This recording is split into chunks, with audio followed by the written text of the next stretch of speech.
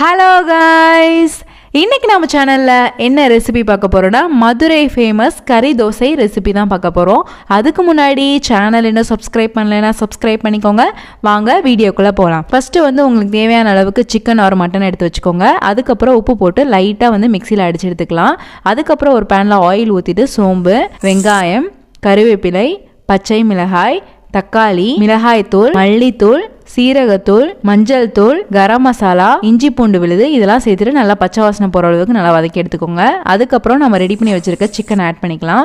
Add பண்ணிட்டு நல்லா மசாலாவோட மிக்ஸ் ஆன பின்னாடி தண்ணி ஊற்றிட்டு நல்லா வேக வச்சு எடுத்துக்கோங்க. அந்த மசாலா எண்ணெயெல்லாம் நல்லா பிரிஞ்சு வந்த பின்னாடி இறக்கிட்டு கொத்தமல்லி ஆட் பண்ணிக்கோங்க. அதுக்கப்புறம் ஒரு முட்டையை நல்லா உடச்சி ஊற்றிட்டு பீட் பண்ணி வச்சுக்கோங்க. இப்போ ஒரு தோசை கல்லில் ஆயில் ஊற்றிட்டு தோசை மாவு நல்லா மொத்தமாக ஊற்றிக்கோங்க. அதுக்கப்புறம் நம்ம பீட் பண்ணி வச்சிருக்க முட்டையை ஆட் பண்ணிக்கலாம். அது மேலே நம்ம ரெடி பண்ணி வச்சிருக்க சிக்கன் மசாலாவை ஆட் பண்ணிக்கலாம். ரெண்டு சைடு நல்லா திருப்பி போட்டு எடுத்துட்டீங்கன்னா கறி தோசை ரெடி ஆயிரும்.